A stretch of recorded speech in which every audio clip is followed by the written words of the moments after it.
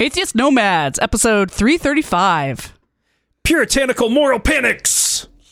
The podcast you're about to listen to includes cursing and talking about hoo-haws. Please be advised. Welcome to another episode of Atheist Nomads. I am Dustin, and joining me is Lauren. Hello. And Gary. Ahoy, hoy. It's been a while since we've had Gary Mitchell with us. Hey, it's been a good few months, I think, yeah. Yeah. Wearing an awesome shirt, by the way. Yeah, the Three Sloth Moon. Moon. So Gary, how's everything going with Idaho Atheists? It's been going pretty decent, honestly. We've had a new little bit of lifeblood thanks to a new Satanist group. The TST, I believe they're trying to start a chapter locally. Okay. And although they've got some issues, it's been going pretty well. That's awesome. They've been super active. And I think, they've been pretty good for us. We're more closely aligned to them than we are the Humanist organization locally, I feel.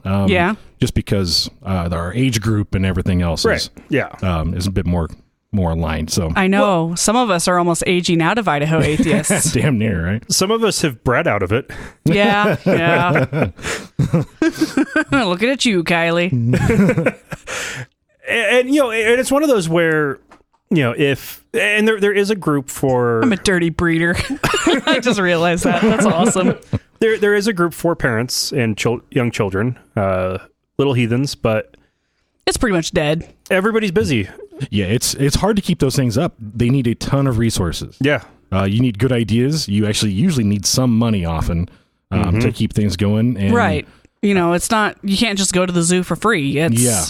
Yeah. It's really hard to keep up. Yeah, and you've got to have lots of free time. There needs to be a better way for people with kids to, get their kids together and, have more of a family-friendly gathering and everything. Mm-hmm. It really does take a lot more resources in every way. Yeah. To make that work and happen. Yeah. And I think people just burn out. Like it's right because your conventional atheist group and Satanist groups and the like, your target demographic is going to be younger adults without children. Yeah, probably more so. Yeah. And then some who have children younger, their kids leave the home and then they're back into that demographic in their 40s. But then you have people who have their kids in their 30s who, by the time the kids are out of the house, are in the humanist group's prime demographic. Damn near. Yeah. And it's one of those things like it's not to say you can't be all of those at once often, but being active is kind of the tricky part. Like where you apply your activity and your time changes. Yeah. And it does in all stages of life, really. For everyone, exactly. Like we've all had friends that married out of friendship, things like that. Those stages happen sometimes, and you just kind of gotta. All right. That just inspired me to do something. So. Oh, good. Sorry, I'll just be a second. Okay. Do need to announce again that Schisms is coming soon to a podcatcher near you. It is available, but the main episodes will not be launching until January 6th. So subscribe if you want me teaching you all about splits in Christianity. And then maybe eventually other religions. But there are so many in Christianity that you could fill a couple lifetimes worth of podcasting just on divisions in Christianity. So we're going to try to stick to the big ones, at least at the beginning. And starting off with the schism that resulted after the Council of Chalcedon in the 5th century. And it'll be a lot of fun going through that early church history and how that split happened. And I'm just super excited. Don't have enough time to work on it, but that's one of the reasons why it's going to be a twice a month schedule. Not every other week. It'll be literally twice a month, first and third Monday of the month, with July and December being months with no episodes. That is the schedule to make sure that I can find the time to actually put it together. Camping and holidays. Yeah, that's true. Yeah, I'm looking forward to that. I'm going to guess that the Christianity splits looks like the overall life tree, with all the different little, like it's probably almost as vast and as big as that thing. And like one of the things that a lot of people, and he's going to just focus on one little branch, basically. Yeah. And then move on to the next one, and then get to the next split and the next split. And, realistically, at least for the first 1,500 years, you're looking at who is splitting off from Rome. Actually, that even goes more to about 1700 years. It's just who's splitting off from Rome. And so that will be the main focus for that for quite a lot of that. By the time we get to the Protestant Reformation, it'll be fun going into how it wasn't a singular event. It was numerous independent splits from Rome with some cross-pollination going on. It wasn't I'll just... say, this sounds like an evolutionary talk. It really is. And, using the Richard Dawkins' original meaning for when he coined the term meme, it is an idea that responds to social pressure and has kind of a natural selection to it. It's an idea that evolves and changes. And religion fits into that definition very well. And it does evolve and it changes and it diverges and it splits. And populations can merge back together, but more often they split apart. Splitting happens way more often than merging. Because people can't get along. Yeah. Well, then you've got languages and small, culture changes even within countries and sometimes cities. Oh, yeah. And, we cover that on this show. Yeah. Yeah. And in political stuff. And, it's crazy. And like the first two big schisms, a huge factor in them were the splitting of the Roman Empire. Christianity developed because of the Roman Empire. And it broke apart because the Roman Empire broke apart. Yeah. There's a whole lot more nuance into that, but that is kind of the main That's gist for of it. another podcast. Yeah. And I also want to address the way more frequent than I've been happy with downtime with the website. And actually, it applies to all of my websites. I finally on Monday, and this would be Monday of last week by the time you're listening to this, figured out what was going on after I had it go down twice in one morning. Went down at 6 a.m. and it went down again at 9 a.m. And what I figured out was I brought it back up too fast at 6 since it happened to go down right as I was getting up, and I was able to bring everything back up, and the attack was able to resume. And it appears to have been orchestrated from China using hacked computers in the U.S. Busted. I think we have the largest zombie bot network out there, don't we? Like the U.S. is nothing but zombie bots. Basically. Like the other countries have all hackers. We've got all the zombies that they use. We've got so many people who have had computers for so long. Yeah. I think that don't do updates. Yeah. My work still has a Windows XP machine. Yeah. The main You guys just hacked us. The main hits were a Windows XP computer in Buffalo, New York, and an Android 4 device in Central Florida. Wow.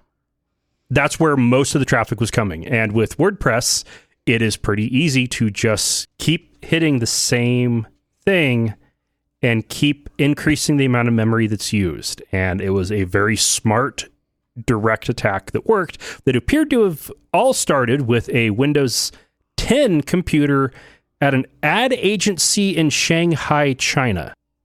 Yeah. Damn. Yeah, quote unquote ad agency. Uh-huh.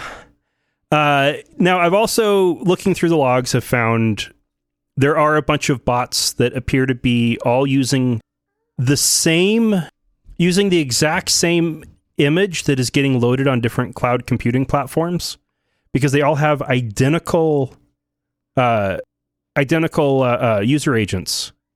Ubuntu Linux with Firefox 62.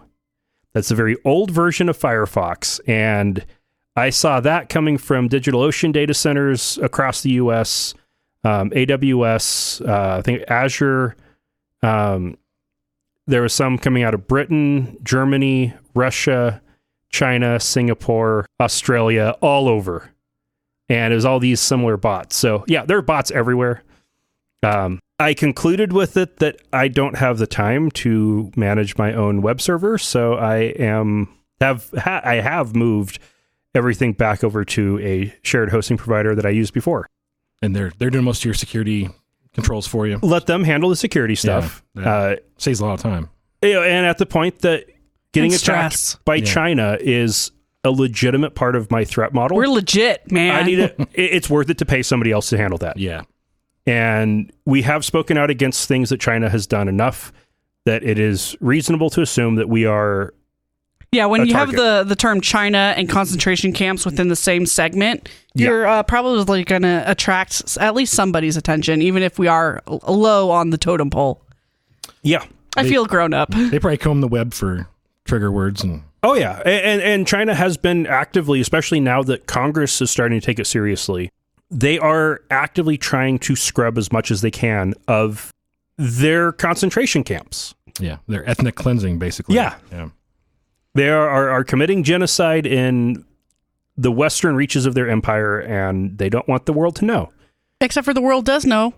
And what's being done about it? Nothing. Yeah. That's where politics comes in. Well, that's because we're in the middle of trade wars, and economies take precedence over people's. Yeah, often. Every time. And then we've got no soft power right now, which is what you would normally use to control the situation. So all that's left is hard power, and, well, that's an ugly situation with China. So and something that nobody in the U.S. would be willing to back. Yeah. All right, let's go ahead and move over to some relevant news to the main topic of the podcast. And we're going to start off with a local one. We talked previously about the Ninth Circuit Court of Appeal ruling against Boise on its policy about criminalizing sleeping outside. Yeah. The key finding in that was that the policy effectively created a go to a church service or go to jail option. Yeah. And that's true of not just Boise, but many areas. Yeah. The city did appeal that to the Supreme Court, and the Supreme Court rejected the case. Yeah, which I'm kind of glad of, because I don't know exactly how that would have gone with our current Supreme Court. So. Yeah, and we can't tell for sure what would have happened if the Supreme Court got it. They also didn't create precedent saying that you can't. They didn't create precedent either. Yeah. They went with the option of, let that rule go away and let somebody else bring it up again later. Right. It'll have to be another lawsuit, and it'll likely be a second lawsuit that has more clarification using the previous laws. As I understand, I'm not exactly a lawyer. Yeah.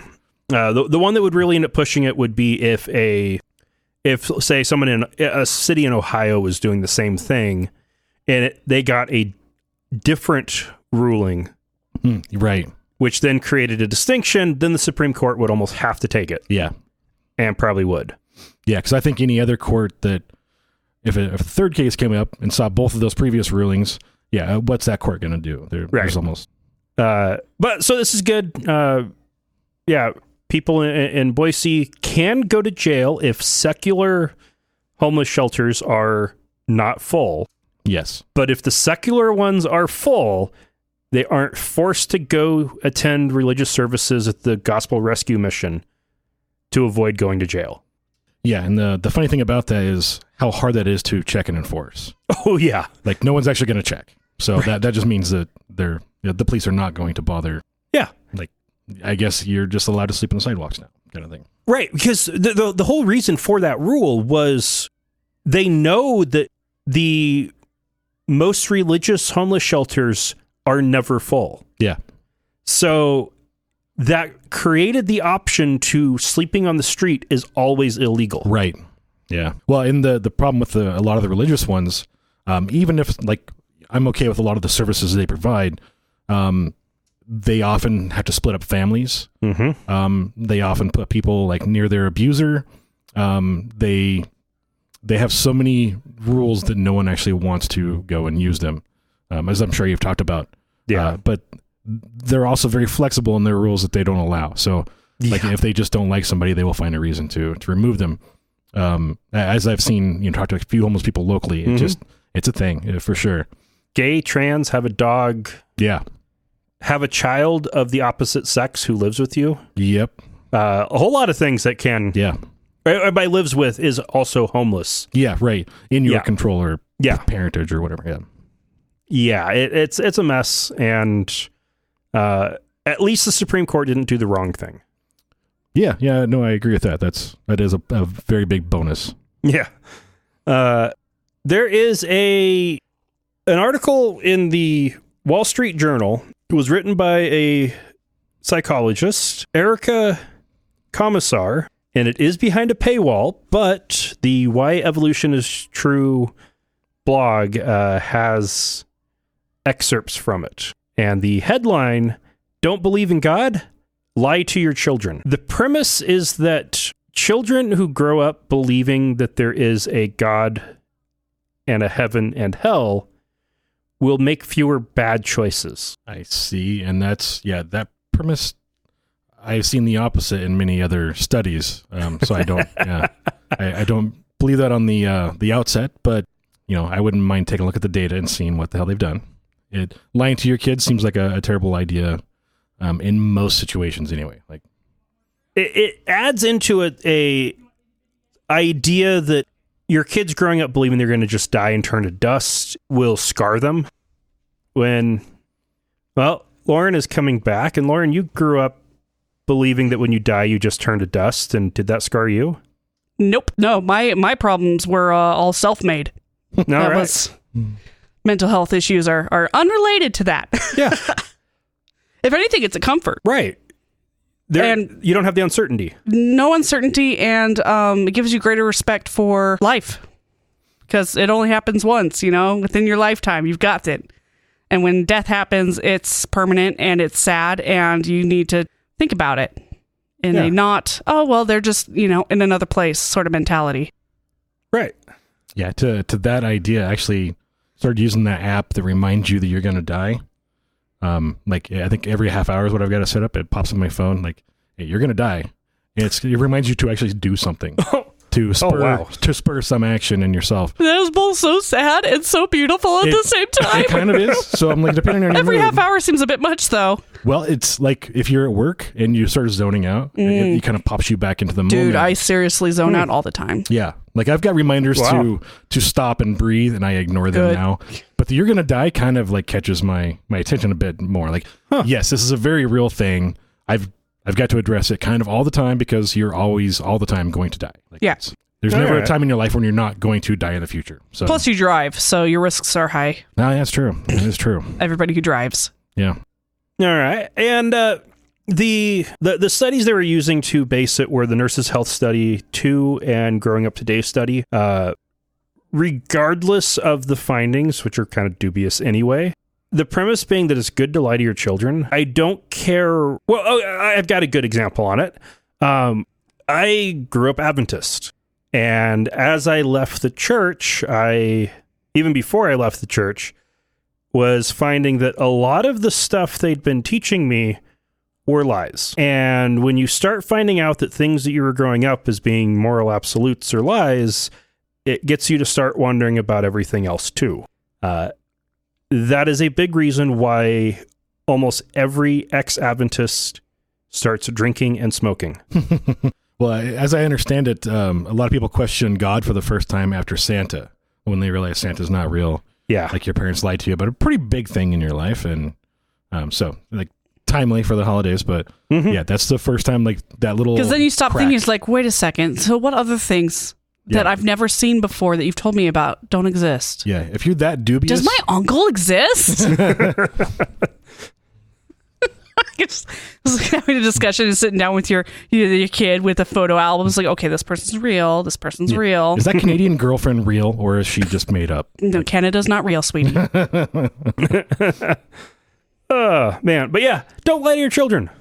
It's stupid. Also, if you look at most of the actual evidence out there, religious beliefs and especially attendance increases the chance of when rebellious behavior happens that it ends up being more extreme. Yeah, you don't want people you care about to end up drinking and smoking and doing things that they might end up later regretting because of a white lie. Yeah. That's pretty bad. Because there are some of those addictions that stick with you for the rest of your life, and that's not fun. Yep. Washington State legislator Matt Shea is somebody that we've talked about periodically. Matt Shame. He's from kind of the greater Spokane area, and the Washington State House of Representatives commissioned some independent investigators to look into him as he is the leader of the Patriot movement, has been running holy war training camps, writing manifestos justifying the slaughter of non-Christians. You got me at manifesto. As soon as anybody starts writing a manifesto, they're done. They're crazy. They're cray-cray. They also found that he has been a backer of and at least observer in both of the Bundy standoffs. So both in Nevada and in Oregon. Yep. He was involved in an event that resulted in a shootout or at least armed intervention with some VA activities in northern Idaho. He's involved with the Oath Keepers, the Three Percenters, all of the far right-wing anti-government organizations, basically, and they have dubbed him a domestic terrorist. Which is so satisfying. Yeah, it's really accurate. The funny thing is, he is now part of the government. How can you be anti-you? Like anti-federal government. Right. Yep. It's true. Yeah, they really like states' rights and slavery and all that. Yeah, everybody's free to do what they want, no matter what. And if you tell them no, then they're going to pull a gun on you. And it's like, no, that's not governing. Nope. Why are you? And he was head of a committee, wasn't he? Yes, he was the chair of the Environment Committee. Or not chair, ranking member. Ranking member. It's member, like this guy was actively, involved in laws. And it's like, but you think that all federal land should just be open to the public and be owned by ranchers? No, that's not how things work. So in response to this, so far, the Republican caucus in the Washington State Legislature has ejected him. Yay! Yeah, surprising, but nice. They have removed his committee offices. The superior siege weapon. Yes. So he is no longer a ranking member in any committee. Yay! He is probably well on his way to being removed from all of his committees that he's on. Right, because he won't resign. Yeah. He has been asked to resign by the House Minority Leader. It's a pretty big thing. Well, of course the minority leader is going to ask for resignation. If the majority people step up and say, no, you really need to resign, then maybe he'll... Well, the minority leader being the Republican leader in the House. I don't think... Yeah. In this case, oh, well, that's true. Washington, yeah. I don't think he'll resign. I think since everything he does with for purpose, principle, since it's all principle based, he won't step down. Just like Trump won't. No, he won't. He's actually comparing this to the Trump impeachment as a sham. Of course, yeah. Stop saying sham, by the way, guys. No puppet. Stop it, please. I cannot take the news seriously when all I hear is, it's a sham. It's a sham. It's like when you hear a word too often and it starts to sound stupid. Well, sham wow. Sham wow.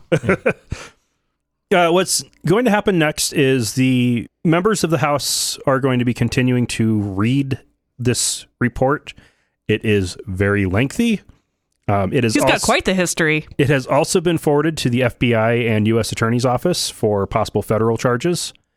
And they will be determining whether he will become the second person ever to be ejected from the Washington State Legislature. Well, that's historic right there. Yeah. Way to be on top of history there. Good, sir. And then he'll come over to Idaho and win by a landslide. Yep. He's already got plenty of ties over here, unfortunately. Yeah. So. And him and McGeechan, those two need to be removed. If you're anti-government, you don't belong in government. Yeah, and he'll probably pack up and move to Sandpoint and be amongst his own. Yep. I'm reminded strongly. I don't know if you guys have started watching or have watched any of it. The Designated Survivor show on Netflix. No. It's Kiefer Sutherland, and he actually plays the president. Okay. Which is a very un-Kiefer kind of move. I don't know who Kiefer. Kiefer Sutherland? Isn't that a kind of grain? Lost Boys, Stand By Me. You know, you've seen Kiefer, I'm sure.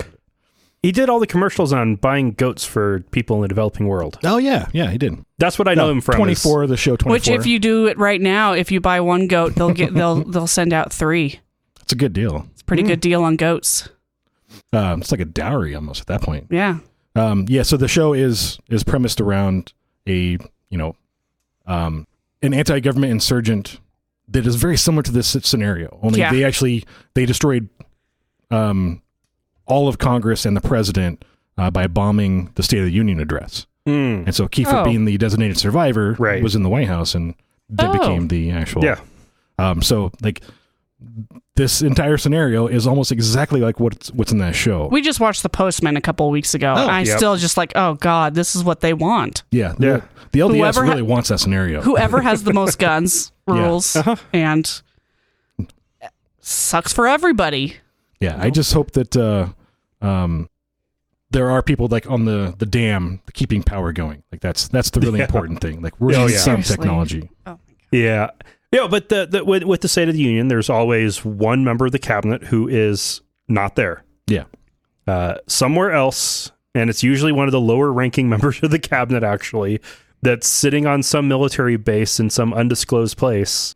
All right, welcome to your bunker. And according to the show, the opposite party often has somebody near the same level of protection? The linear projection for being president, who's next in line. They have their own party's version just in case something may happen. Like, okay, yeah. So every Republican just dropped dead. It was all in those emails, man. All right, and a whistleblower has filed a complaint with the Internal Revenue Service against Ensign Peak Advisors Incorporated. I've never heard of that, and it sounds creepy as hell. EPA is registered with the IRS as a 509A3 corporation, making it a supporting organization of a church. Oh. That church being the first presidency of the Church of Jesus Christ of Latter-day Saints. Of course. It cannot be dissolved without the approval of the first presidency of the LDS Church. They cannot change their bylaws without the approval of the first presidency of the Mormon Church. And in the event that it is dissolved, all holdings go to the corporation of the president, or the corporation of the first president of the Church of Jesus Christ of Latter-day Saints, which is its own legal entity separate from the church for all of the first presidency's money. Are there any churches that aren't also a business these days? I mean, it seems like a very standard thing, but you have to deal with a lot of money. Yeah. And if you deal with a lot of money, you want more money. So yeah, business. And in the case of this organization, $100 billion in assets. That's absolutely insane. I know, especially when I keep thinking, all we need is $10,000 for a down payment on a house. All we need is $10,000. Oh my God, that is so much money. And then somebody drops something like $100 billion, and my brain just stops. Well, and the fact that they're just not doing anything with it except making it grow more money for them, like of all the things that they could do to further their cause as an actual religion, like they could cure homelessness easily. Yep. And pretty much worldwide, I think, with $100 billion, quite easily. Yeah. And probably most of the world's hunger issues at the same time. They could buy a country.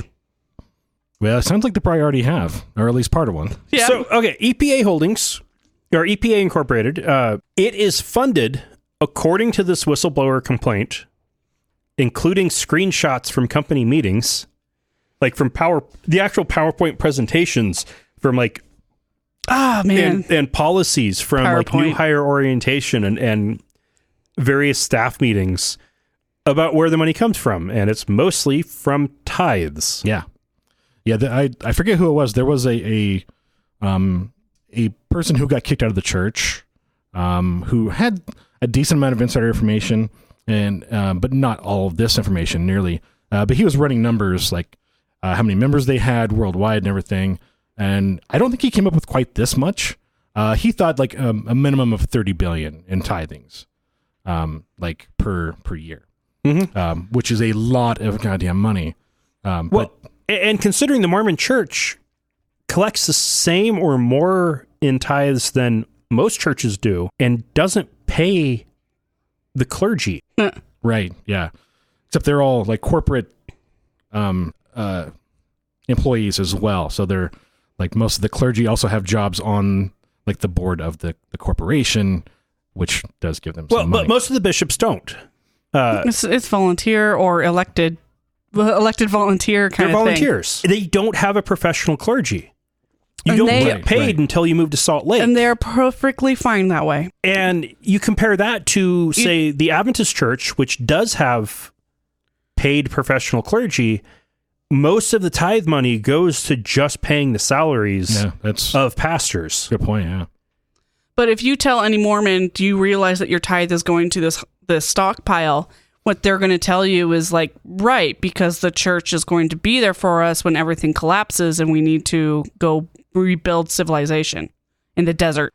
Yeah. So as far as I'm aware, they use some of that money to build the giant mall in Salt Lake. Yep. And there's a couple other... About $1.6 billion. Yeah. Which is just crazy. Like, everyone was like, what the fuck, you guys? Like a money-making venture, all that money. Like, at the time, of course. But it's just a drop in the bucket. Like, it wasn't even nothing to them, really. Yeah. Now, except for the fact that the church's statements, when they made that big of a contribution to a purely commercial venture, was that no tithe money was going into that. That was all going to be from their other financial holdings. Yeah.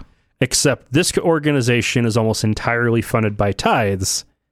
So that was tithe money that went into it. Yeah. I don't know. I still have family who are in the Mormon church. And I don't know why. I do not know how a reformed LDS has not come to being with everybody who's sick of this shit. That maybe treat women a little bit better. Well, there is a reformed LDS church. But not a. But you're thinking something. I'm thinking more progressive. recent. Yeah. A progressive LDS versus what they've got now. The current one is the most progressive version of the LDS church they've had. Yeah. The regressive one is the ones who kick out teenage boys because they're going to be having sex with the young women at some point. No, but there is the Reformed LDS Church in Missouri that is a lot more liberal than the group that was the group that went with Emma Smith after Joseph Smith died. And the more conservative branch went with Brigham Young to Utah. I forgot about that, yeah. Oh, yeah. So, but that Reformed split was, 160 years ago. Would you even call it a schism? Yes. You get lots of schisms when the leader of a group dies. Yeah. Usually between a family member and the I can't imagine any Mormon going with the woman, but okay. Yeah. It happened. She was the powerful woman at the time, so. Well, it was with her and Joseph's son. Oh, yeah. Okay. That makes more sense. Yeah. Like, I don't doubt that there were some good people who thought a woman leader can happen. Good people on both sides. You don't see it. Oh, God. All right. Well, if we're going to talk about both sides, then of course it must be time to talk about Trump. Of course. Energy Secretary Rick Perry was being interviewed on Fox News when he went in depth into how throughout history God has used imperfect people like King David and Solomon to lead their people. And he still believes that Trump is chosen by God to lead the United States. But under that logic, so was Obama. Yeah, that's what they never get. Yeah. It's like, oh, this is all predestined and this is all in God's plan. It's like, yeah, but look at how you treated the last president. Worse than how we're treating this one. Mm-hmm. At least ours didn't break any laws that we know of. There was a few. There was the drones. Perry and and some have even been comparing Trump to King Cyrus as being the not godly person who was used by God. Who was King Cyrus? He was the Persian emperor who allowed the Jews to return to Israel and rebuild the temple. Okay. Yeah. It's been a while, guys. They've formed a movement called Independent Network Charismatic, or Inc. Christianity. Wow. You'd think they would have called it Christianity Independent Network Charismatic, so they could call it Christianity Inc. I think they were trying to avoid avoid that, but that's funny. You don't call it Independent Network Charismatic unless you're going for that. You're going for that abbreviation. Yeah. So we're working on the name. 8 years ago, they had more than 30,000 members who were very happy when Rick Perry decided to run for president. Perry is a part of this group, and it's mainly a network of popular independent religious entrepreneurs. Their followers refer to them as apostles. They all have close ties to conservative politicians like Sarah Palin, Newt Gingrich, Bobby Jindal, Rick Perry, and Donald Trump. They aren't interested in building congregations. They want to be in the media, doing conferences, and setting up ministry schools. Oh my God. Burn it down. Burn it down. Having members will just slow you down. Yeah. It's like, why not just skip putting out the suggestion box? You're not going to listen to anything they say anyway. Yeah, what's the suggestion box goes straight to the paper shredder. That thing. Yeah. This is not their goal. It has nothing to do with proselytizing to unbelievers. It is specifically and exclusively to getting Christians into powerful positions across society. Yeah. So if you want a future in politics in any way, just contact these guys and they'll set you up. So this is Theocracy Inc., basically. Yes. Yeah. And it's been growing despite Protestantism shrinking. But this is the scary thing to watch for. Yeah. Well, it's the terrible thing is we've got this on many fronts, it seems. Like we've got several groups that have come out to have a good amount of power in Washington, way more than we ever assumed. And of course, it's all been a very solid plan that they've been implementing for years to get more political power to religious people. And they've done a really good job, a scary good job. Yeah. But it's, it's this group and then, some of the groups on the, I want to say Special K, the K Street. The family. Yeah, the family. Yeah, thank you. Extremely powerful, well-tied. Their plan is apparently flawless because no one has been able to stop it yet. So it's scary as shit. They are super villains. And these guys aren't the only ones. Like there are other groups. And then there's more. Yeah, they're working. Not a whole lot on the left progressive side. No. That we know of. Yeah. The DNC, I don't know, their facade has cracked. Yeah, the left is terrible about getting a message out. So there may be like 20 churches out there trying to do the same thing on the progressive side of things, but yeah. But moving along, during the House debate on impeachment, Representative Barry Loudermilk, that is an unfortunate name, Republican from Georgia, was complaining about the whistleblower never being identified. Or brought in front. He was leaked. His name was leaked in transcripts, but never formally interviewed by anybody involved in the investigation, which is a bullshit point anyway, since the whistleblower didn't have firsthand knowledge, so they talked to people who did. Right. And I believe that's a whistleblower protection anyway, is it not? Yes. Which everybody here is saying that shouldn't exist. Yeah. Because what if the whistleblower had something personal that they had against Trump or something? What if there was other reasons for blowing said whistle? And it's like, it doesn't matter, actually. It could have been anybody. It could have been... That's the whistleblower anonymous thing is there for that person's personal protection. You can't... Well, and also the fact that the whistleblower brings the complaint and then they're able to prove that it's valid without needing to actually talk to that person. Yeah, blame the investigators is more for finding out the truth. I'm sorry. Yeah. And then, of course, get mad at the people who refuse to testify because they were the first hand. And because they'll probably be killed or suicided, just like Epstein, something like that. Yeah. We don't treat whistleblowers well. Yeah. We've got a very long history of it, at least in the last few decades. That there's no reason for a person to come out if they don't have to and be very public about being a whistleblower. So then he continued on after making that complaint. Before you take this historic vote today, 1 week before Christmas, I want you to keep this in mind. When Jesus was falsely accused of treason, Pontius Pilate gave Jesus the opportunity to face his accusers. During that sham trial, Pontius Pilate afforded more rights to Jesus the Democrats have afforded the president in this process.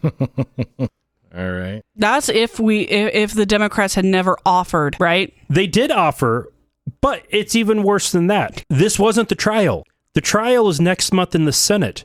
Trump gets to defend himself next month in the Senate. Yeah. This was the equivalent of a grand jury investigation determining whether or not there is sufficient evidence to bring charges to a trial. You do not give there is no obligation to give the defense. This is not guilty before proven correct. Innocent. Also, although that is not even a part of the impeachment standard anyway. The impeachment process standard.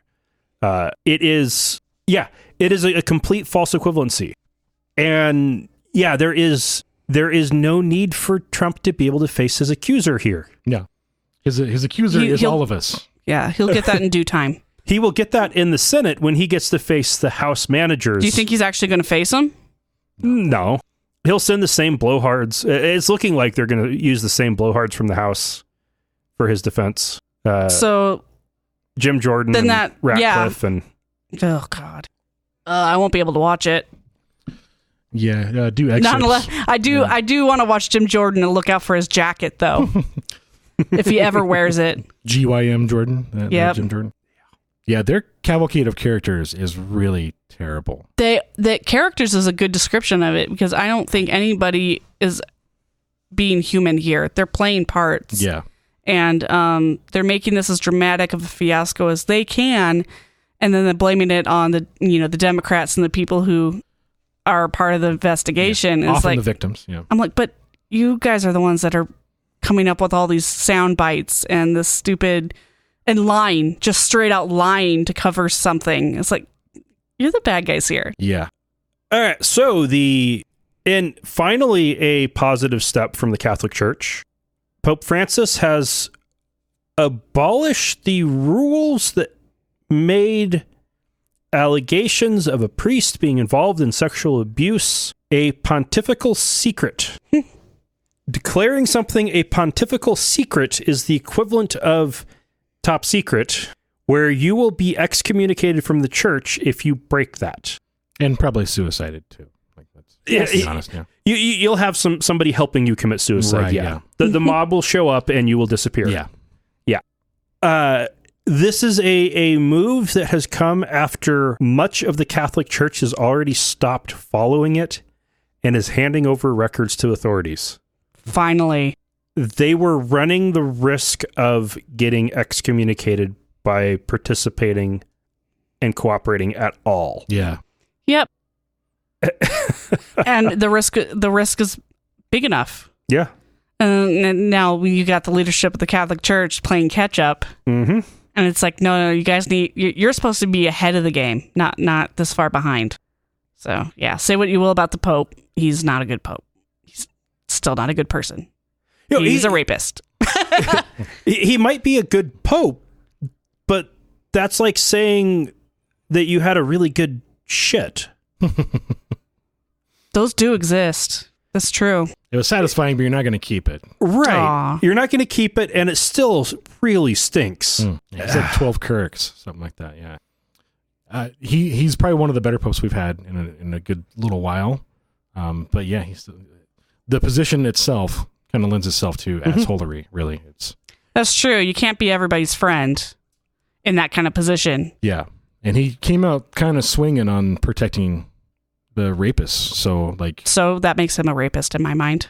Republicans do it all the time too, where that one guy who was pardoned because he raped a 9-year-old girl, but the girl's hymen was still intact. Therefore, he was pardoned.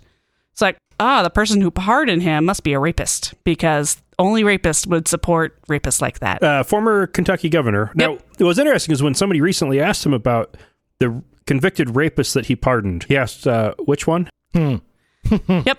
He needed clarification before he could give his justification. Yeah. And that's okay for him. He's, bros before hoes kind of mentality. So everybody who defends rapists, I'm just like, oh, so you've done it, and you're trying to justify your guilty nature by allowing somebody else to get away with it. Okay. Now, can't prove me wrong.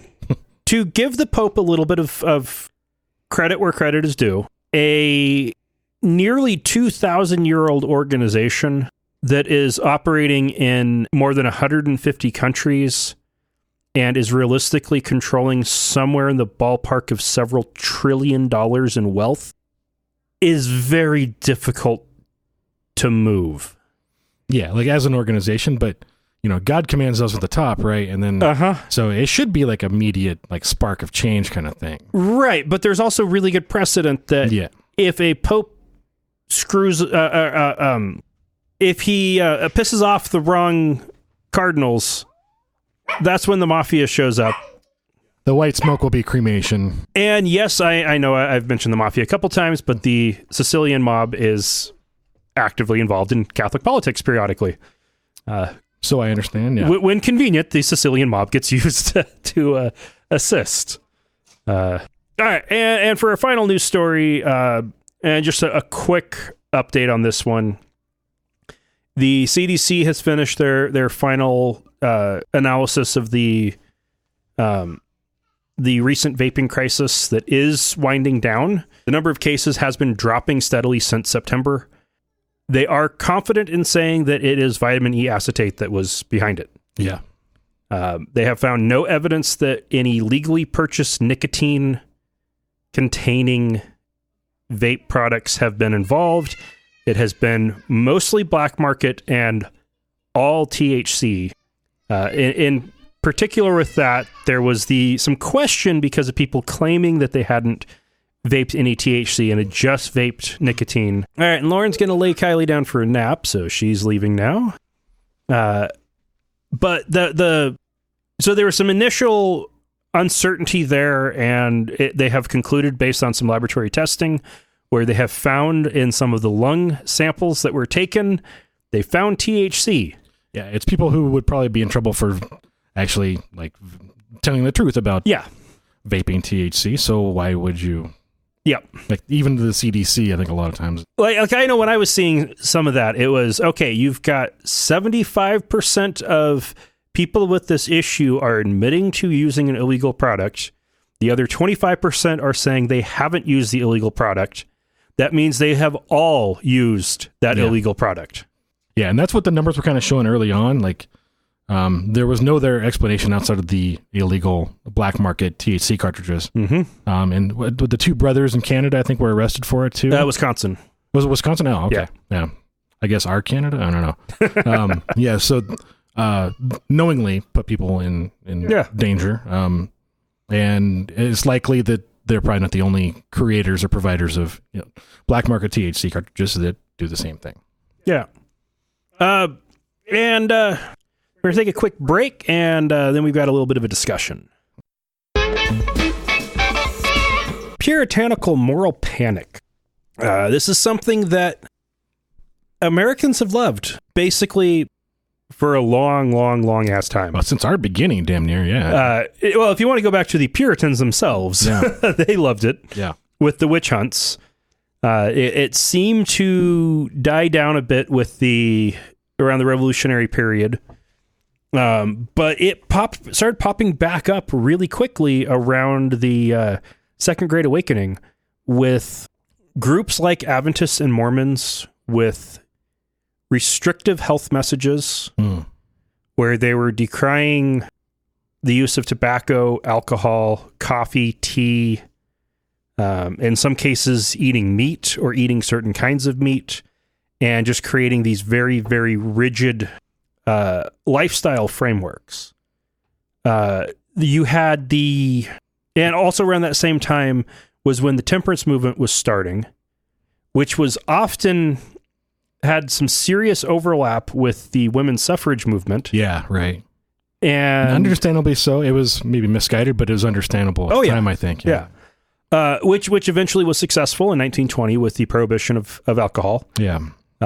Which led to the creation of organized crime in the United States. Not necessarily creation, but great strengthening of organized crime. Yeah, they grew leaps and bounds at that one. Yeah. They became firmly established. And around that same time, you also had the beginnings of prohibitions on drugs. Various restrictions on opiates and cocaine, which those two groups were the opiates, opioids, and cocaine were all classified as narcotics.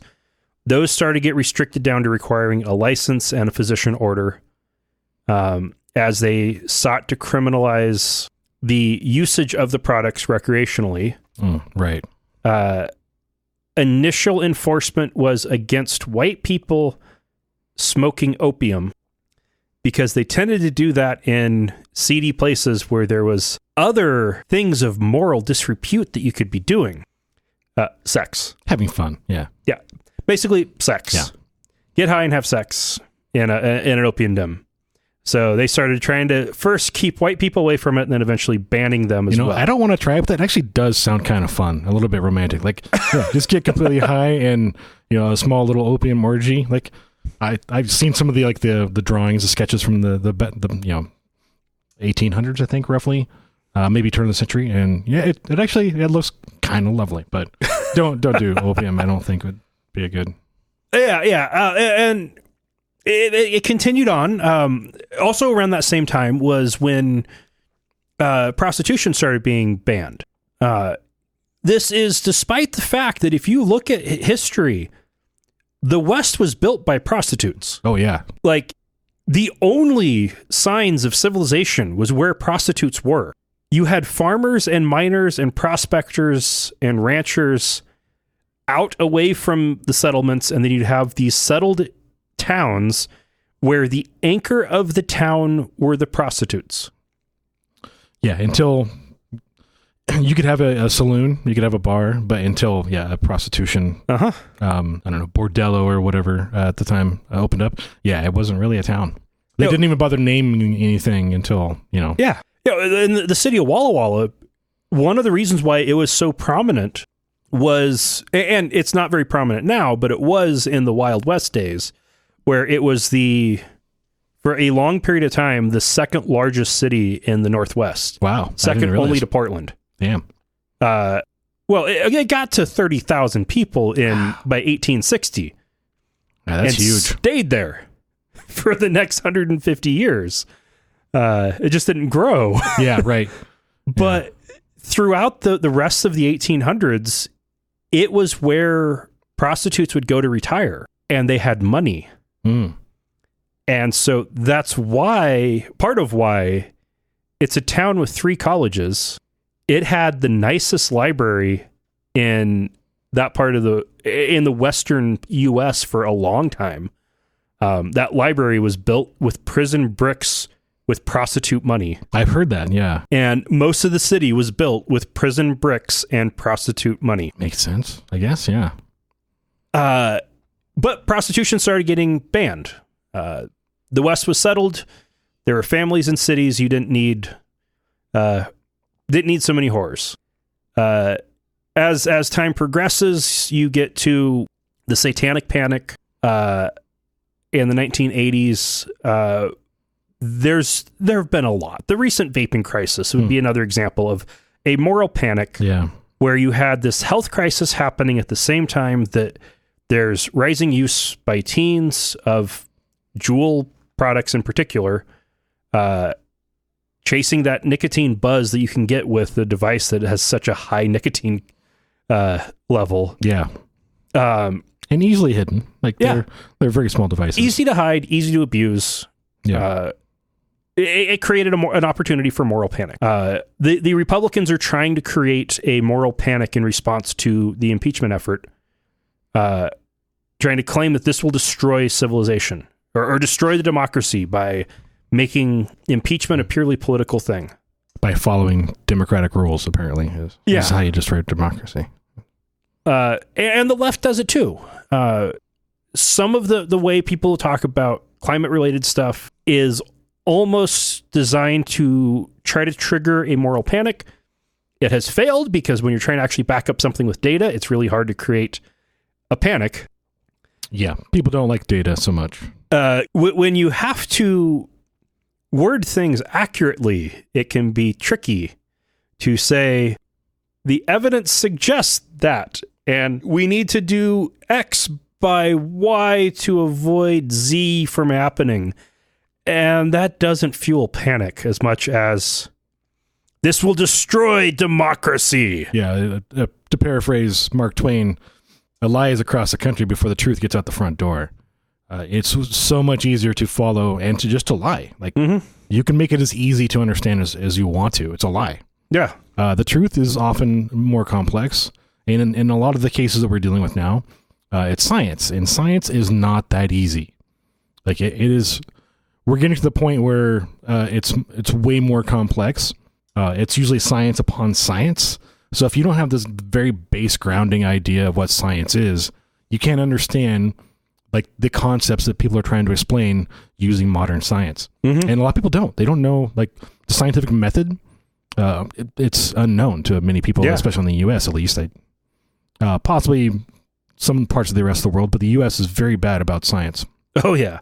Well, and then you look at it from the angle of the LGBT rights movement as it has advanced. The backlash that has formed against it has been a moral panic.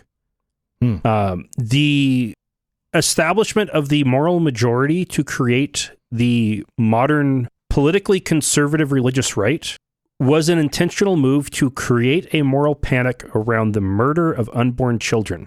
Prior to that point, abortion wasn't new.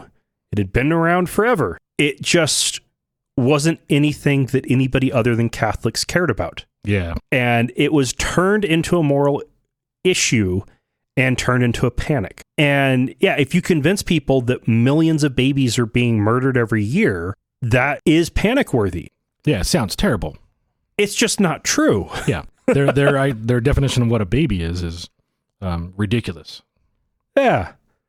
And there's with gay rights and like with trans rights, you're starting to see some anti-trans stuff coming out about people changing their minds and having to get sex reassignment correction surgery to go back. What I heard about was painting it as your child gets caught up into this cult that then starts hacking off their body parts. Right. Yeah. That's breeding panic. Yeah. And it's supposed to. Like those trigger words that they use in many of those things they're there just to give an emotional reaction as opposed to a logical one. And I grew up with moral panic. I grew up, my Adventist upbringing was very much I would say it went beyond moral panic, because you don't panic about stuff that are absolutely wrong, but it's what you get when you adopt every moral panic out there and you end up creating this, everything in the world is bad and evil. And it's not that you're panicked about any of these one things.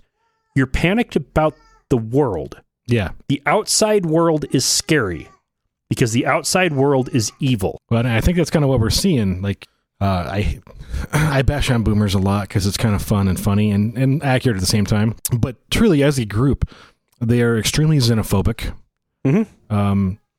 They don't understand much of how the world works. To a degree that's hard to fathom. Like, I think most 5-year-olds know more about how society functions overall than a lot of the boomers I know. Oh, yeah. And I'm like, I don't know how this is completely possible. Like, I suppose, again, hiding under your desk, worried about nuclear fallout will warp your mind a bit. And I assume that's part of it. But their schooling wasn't terrible. It had some problems, but it wasn't terrible. I think just over the years, they've fallen into probably a series of moral panics and emotional reactions and just being reactionaries as opposed to... Baby boomers are the generation of anti-war riots and Woodstock and bra burning. That was the baby boomers. Who immediately turned around and sold out everything, all those ideals for a bit of money in the in the 80s. Because the idea of raising a family in suburbs sounded nice, Understandably so. But also everybody... There is a strong tendency for, as people get older, to understand the world they live in less and less as it changes. Right. And be scared of that. And if it can be viewed as immoral, then that creates an additional panic, like you see with some of the anti-millennial moral panic from the baby boomers. Yeah, they just don't understand so many things about the millennials that are really... Avocado toast and smartphones. Yeah, and I think it was George Carlin who said that the purpose of every current generation is to piss off the previous generation. And the millennials are doing it in different ways. Like, they're not rebelling, it doesn't seem. They're not doing anything, like, they're not spiking their hair like the punk movement back in the day. They're not doing anything, like, directly aligned against the principles of the boomers. They're just doing their thing, and that happens to piss off the boomers. Well, and especially when you consider that millennials are basically everyone between the age of 24 and 38. Yeah, it's a big group right now. Yeah. People in their 30s aren't trying to piss off their parents very often. No. Well, I mean, some of them, because of the economy, you have to live with them, so yeah, you might a little bit, but passive aggressive, not washing a fork or something. But anyway, yeah, moral panics. It's a interesting topic. I might end up picking some of these to go into more in depth in the future. But it's something I've been thinking about that has been kind of eating at me the last few days, and want to talk about on the show. No, it's a good topic. Yeah, I mean, MAD is technically a moral panic. They had a good original purpose that went a bit beyond sanity in the end. And I think a lot of those kind of happen that way. Well, so MAD was basically a resurgence in the temperance movement. Yeah, basically. Targeted at children and young adults as opposed to their husbands. Yeah. Because it was specifically mothers against drunk driving. Right. Whereas the temperance movement was largely mothers who wanted their husbands to be home more and at the saloon less. Yeah, and stop beating them in their drunken state. Yeah. Yeah, as it turns out, they were abusive anyway. The alcohol just made them abusive more frequently. But yeah, the temperance movement was women who wanted their husbands to come home drunk less often so they wouldn't get beat and raped as often. Yeah.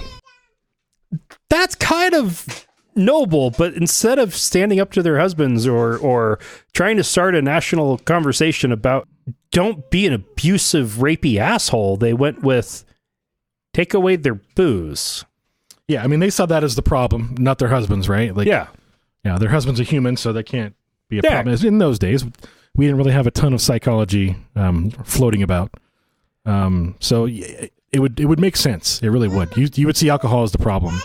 One of the things I kind of see as kind of core in it is the traditional American ideal is the white Christian straight nuclear family that is strong and independent. And the more you deviate from that, the more the people who still believe in that ideal, which are the more far right conservatives. Yeah. And older, because they're the only ones who can actually afford that ideal at this point in time, too. The more you deviate from that, the more you scare them. Yeah. So it breeds racism and homophobia and anti anything but Christianity. It feeds into all of that.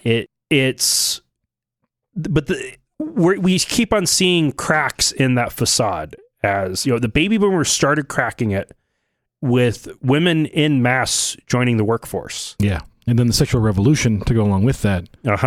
Or maybe right on the heels of. It had to happen eventually, right? Yeah. It just happened then. The gay rights movement has continued to crack that. The modern trans right movement is also starting to crack that. Atheism visibility is cracking that. And mental health awareness is really starting to crack into that. It's a big one, yeah. As, some people do need help. Yeah, and some people need medical attention. Some people just need communal help. We don't really do well with either here in the U.S. Like, it's sometimes if you're at the end of your rope, you'll find help you need, but it's really rough. And some people need a little help getting up on their feet. Yeah, it doesn't take a lot sometimes. Which the part I left out in the building of the West, it wasn't just prostitutes. All those farmers were living on government handouts. Yeah, and we also used near slave labor to build most of the infrastructure at the time, too. Can't forget that one. But the homestead program, that was a major government handout. It was, yeah. All right, let's go ahead and move to feedback and supporters. From Avery. Hi, Dustin and Lauren. My name is Avery. I live in Idaho, and I've been a long-time listener. I think. I started listening when I was in my senior year of high school and remember the pre-recorded episodes leading up to Kylie's birth. Your show really helped me figure out what was right and wrong, i.e. gave me support as I battled my way through the religious conservative indoctrination that I grew up being told was undisputed fact. The episodes about church-state separation, conservatives defending child abuse, teaching mythology as fact, and conversations about cognitive dissonance really helped me see my way out of it all. Your show, the conversations you have, and the news you relay to me helped give me the courage to come out to my parents as a trans atheist. Knowing that there are people like you in this podunk state that we live in helps me feel like I'm not alone. Thanks for all you do and keep up the good work. P.S. If I remember correctly, your audio workflow is based on top of Linux. What distro do you use? Haha. That is really, really sweet. That's a nice message to get. That's huge. Every so often we get a message like this that really helps put in perspective why we do this. They didn't say what part of Idaho they were in, did they? Nope. Yeah, it's a yeah. Outside of Boise, it's pretty similar. So Avery, thank you very much. I'm glad we were there to help, and I hope you keep on listening. And I do the podcast on Arch Linux using the Jack Audio Connection Kit, and I use Ardor as my digital audio workstation. I have distro hopped a bit recently, and I always come back to Arch, and I have since 2012, I think. Yeah, it's been a bit. And I've used Arch for a while. I've tried to leave Arch quite a few times because I like the idea of a more stable package base, but Arch always pulls me back. And the reason most recently is for audio work, I like running a nice, clean, low latency setup. And it is a lot easier to do when it's really easy for you to configure everything exactly how you want. And I can custom tailor my system to be exactly what I need. If I was just trying to do a general workstation, there are much easier ways to do that because sane defaults chosen by developers of major distributions are usually good for most things. Audio-specific workflows differ from that sometimes. So that's why I'm still using Arch. Yeah, and also go join up Idaho Atheists on Facebook if you haven't already. There might be some people near you if you want a more of a community support thing. Yeah, and let us know if you're in the Boise area. We could it'd be nice to meet up and say hi face to face. And we got a donation from Fred. Fred also sent a note, but asked that we not share it on the show. Thank you, Fred. That helped with buying the hosting package that I switched to since I went to a host that protects your ass.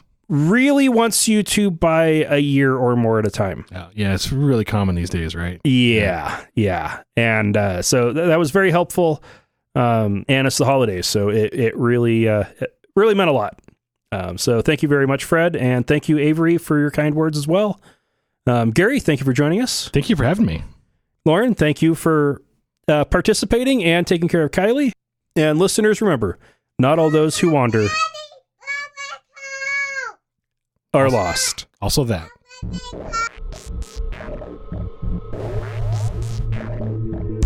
Thank you for listening to another episode of Atheist Nomads. You can find show notes and contact information at atheistnomads.com. Follow us on Twitter at atheistnomads and like us on Facebook at facebook.com/atheistnomads. Please subscribe to the show in iTunes, Stitcher, or your podcatcher of choice, and while you're there, feel free to leave us a review. Theme music is courtesy of Sturdy Fred. Until next time, this has been the Atheist Nomads.